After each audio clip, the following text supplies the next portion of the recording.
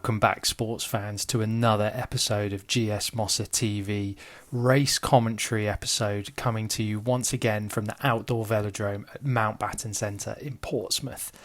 These were the Coronation Day circuits that were run on the day of the King's Coronation here in the UK, run by the Amiga Racing Club. So thanks again to Sue, Tim and everyone involved there for putting this on, particularly on a public holiday here in the UK. As you can see from the footage in front of you, looks like King Charles forgot to anoint the weather on Saturday while he was being crowned, because this was grim. Wet, wild, windy, but we just get stuck in, and that's what we do. And to be honest, these kind of races are the kind of races where you look at it and you think, I really don't want to do this in this weather, but after about the first 30 seconds, it is some of the most fun racing you can have. So today we've got the front onboard camera. Unfortunately, we don't have a rear camera due to some difficulties in getting that going. But we have got another world-class cast of Mossas in this race. Several of us. We've got Lee, Adam, Bassam, Adam Dart as well. So two of the Adams. Matt Fawcett, Matt Davis, Mark Nuttall and myself, Jamie. We went into this and we had a team goal of trying to get on to the podium. One Mossa on the podium would be exactly what we were looking for, and we'd spoken about how we wanted to do that. So as this footage plays out, I'll talk you through some of our tactics and whether we could get our pre-race briefing right. As you can see on the screen in front of you, you've got power and heart rate in the bottom left-hand corner with a lap of the circuit. Looks technical, doesn't it? And the lap counter as well, with the speed on the right-hand side. There was a little bit of a headwind on the final straight and a little bit of a tailwind on the back straight, but nothing too drastic. So we're coming down here to take the start of the fourth lap, and on the right hand side in a moment you're going to see Adam Dart light it up, fresh back from the World Duathlon Championships over in Ibiza. Bet it wasn't as rainy there, was it? Where Adam actually won the World Championships for his age group. So chapeau to him. Now you can see here I am trying to bridge across. So part one of our pre-race team briefing was goal, get on the podium. Goal number 2 was try and stack the break again, and that would mean getting at least 2 Mossas into the move. So although you could think, potentially chasing down your teammate here, I spiked my power enough to actually get a bit of a gap, and that's what it's all about when you're trying to bridge over and stack the break, is to go as hard and as fast as you can to create the gap so that you don't drag everyone along. So we're up here and pushing in the high 300 watts as I come through to do a bit of a turn, and actually the group behind it is catching, and so I'm just going to do a comfortable-ish effort on the front here. It was quite nice on the front actually, and normally I wouldn't advocate that, but you weren't then getting loads of spray in your mouth when you're on the front. You can see some of the guys here from the bunch that's caught that little early move come over, and then just there before that raindrop hit, you could see Adam Bassam then hitting the counter. So this was part 3 of our pre-race briefing, was make sure as a unit we're close to the front so that we can control the race, and we were the most represented team in this race, and make sure that immediately one of our attacks is caught, someone else counters. Perfect from Matt Fawcett there, just as you'd have seen him trying to bridge up to Adam there and try and stack that break again. I was on the front, so I was able to just completely pull the pin, just glass pedal. Now actually we've got Ollie, one of the Venter boys here, and he's trying to bring this back, and I am just sat in his wheel. So all I'm doing here is I'm just trying to get a free ride over to the break.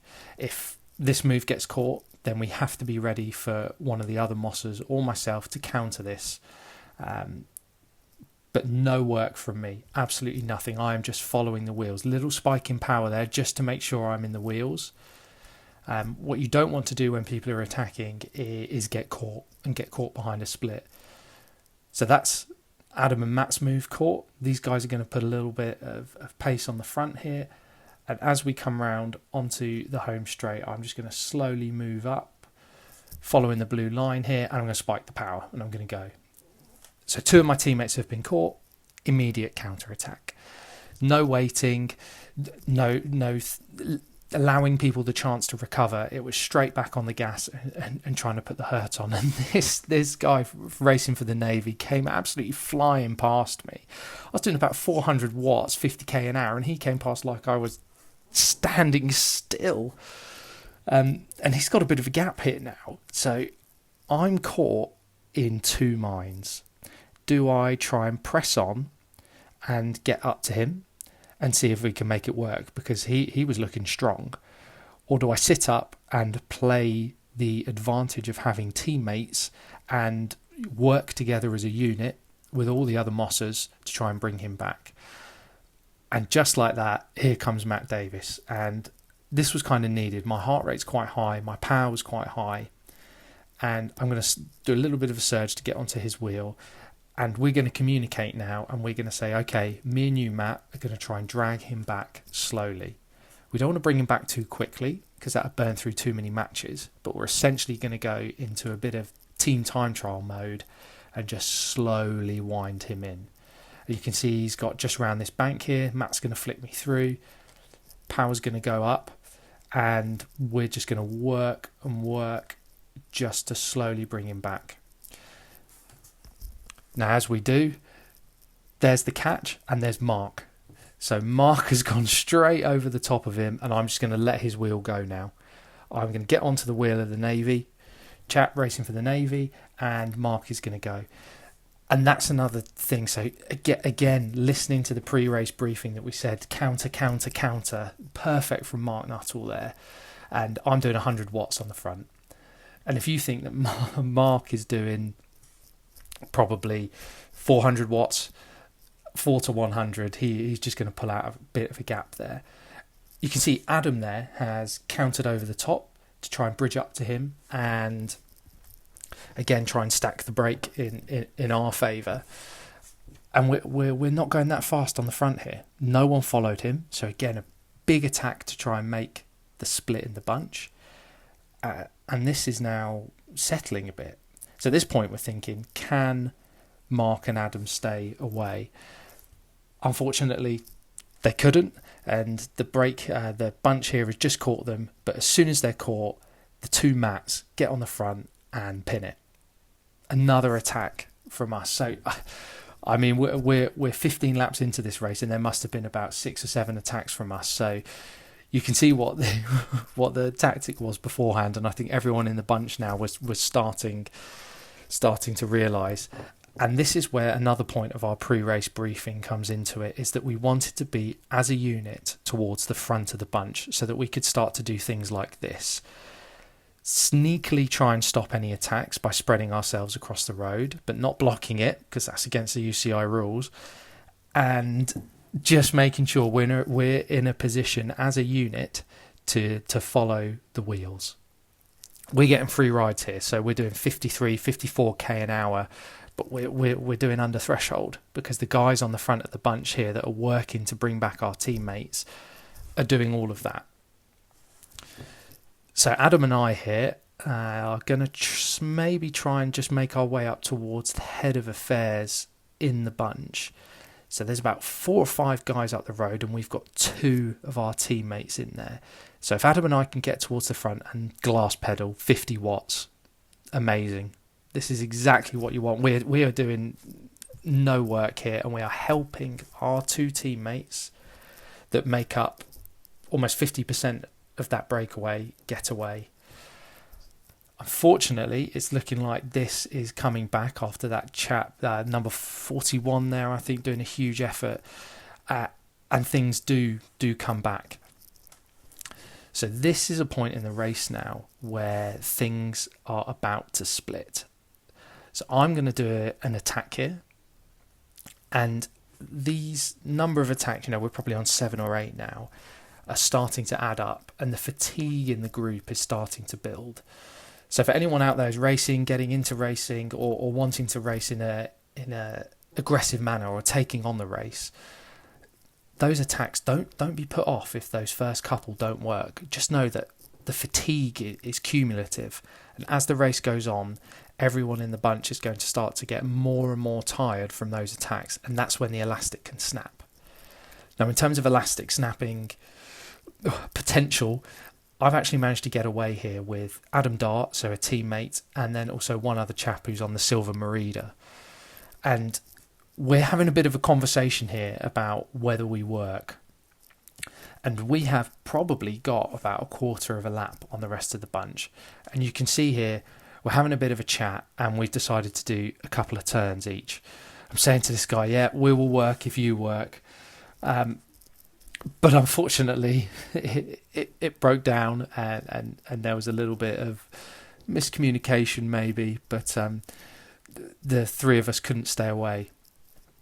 So we're now skipping forward a little bit. We're 33 laps into the race. As I said, the fatigue is built, and actually at this point the race has split into two. There's a bit of a status quo, and there's been some attacks, but there's nothing that's been sticking. And one thing to not forget to appreciate here is that the weather will be playing a part. People will start to be a little bit colder. They'll be struggling with the rain and the spray. And at this point in the race, what's actually happened, you would have seen there that Matt Davies has just rolled off the front. So again, I'm moving up into that power position on the front of the bunch to try and allow him time to get up the road. But actually another chap from the bunch just before this lap had snuck away. So there was one solo rider who was up the road. There was then Matt Davies who was chasing, and then there was us in the bunch, or the head of the bunch, with the rest of Mossa. So after that status quo, and after that cumulative fatigue from all of the attacks, and also the weather as well, that one chap had managed to sneak away, and chapeau to him. That was the perfect time. And in terms of elastic snapping, that was the time to go, and he's managed to do that. So we've sent one man, and we probably had a decision to make at this point, whether we as a unit and as a team got on the front and tried to bring things back, or we tried to send someone over. And just the way things worked out in that moment, we decided to try and send Matt over.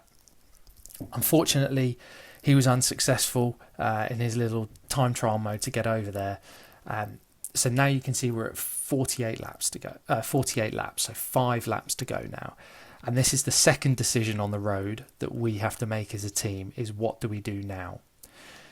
We, as a unit, are a little bit fatigued, and we have to think about which way we can get the best result in this race.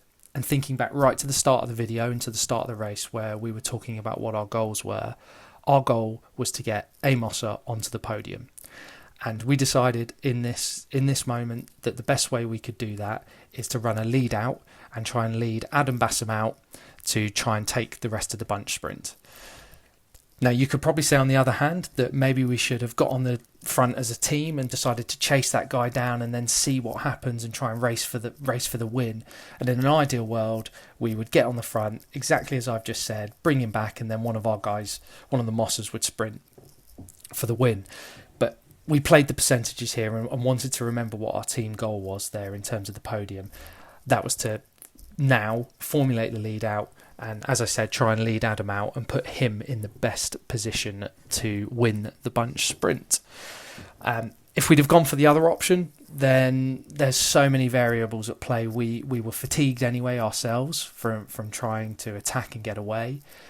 And also we could have brought the race back together, and if we don't perform then in the bunch sprint because we burnt our numbers, then you could look back on it. I mean, hindsight is 2020, who knows? But let's call through the last 3 laps now as we get organised into the Mossa lead-out train. So at this point, I'm sat third wheel, and I have got Adam Bassam right on my wheel, and he is our protected sprinter. So we've got Mark Nuttall on the front, who's doing a ferocious pace here. Then we've got Matt Davies, who's going to be second to last man, as you can see him in front of me. And as we come around turn 1 here, it's all about slowly trying to increase the pace of the lead out. We don't want any attacks to come from behind, but we want the pace to stay high but not spiky. So Mark's done a perfect turn there, and he's got us up to that kind of 48k an hour. I'm doing 330-ish watts second wheel, which is great. And now it's Matt's turn to go and do his lap and a half, seriously high pace, and again slowly push it. You can see 48, 49k an hour now, and we're pushing into the headwind. So Matt's finish line is obviously before the finish line. So he is trying to bury himself and put me in the best place. And here we go. This is the lead out time. So this is me, and I've basically got now a 1 minute effort to try and drop Adam off as we come round now to take the finish. So this is everything I've got. You can see on the bottom left, the power is pushing. We're doing 55, 56, 57k an hour. I'm giving everything I can here as we come around the last corner. Push, push, push. Important here that I give Adam the inside line, the shortest way around the track. Sprinting now, I've opened up that inside, and Adam is going to come through, take the lunge on the line. Little bit of a fist in the air there as he takes second place on the road, winning the bunch sprint, and I actually came home in third in the race, and second in the bunch sprint. And we also had Matt Fawcett come through in fifth as well as he threw someone on the line. So we actually had 3 Mossas in the top 10 and 2 onto the podium, which is brilliant. So thinking back to our goal for this was to get 1 Mossa onto the podium. To actually end up with 2 on the podium was mega. And to run the lead out just like that, it's actually something we've been practicing on some of the other tracks as well as a team. And to see it translate there into a real life race situation was fantastic. And although we didn't get the win, chapeau to the chap who did. That was a phenomenal ride, and I don't think we'd have caught you. But that was such a fun race, and it took us about 2 days to get dry after that. I mean, I'm still washing kit days later. If you enjoyed that video and that insight into the race, then don't forget to hit like down below and leave a comment. Let us know your thoughts, or should we have done anything differently? Always keen to hear from you. And if you're enjoying this kind of content from Mossa TV, then don't forget to hit subscribe. There's plenty more to come from the team. And if you're at any of the races where we are here in the UK, then do come over, say hello. We're a friendly bunch, and as I said, we'd love to hear from you. But other than that, if I don't see you on the road, see you in the next video.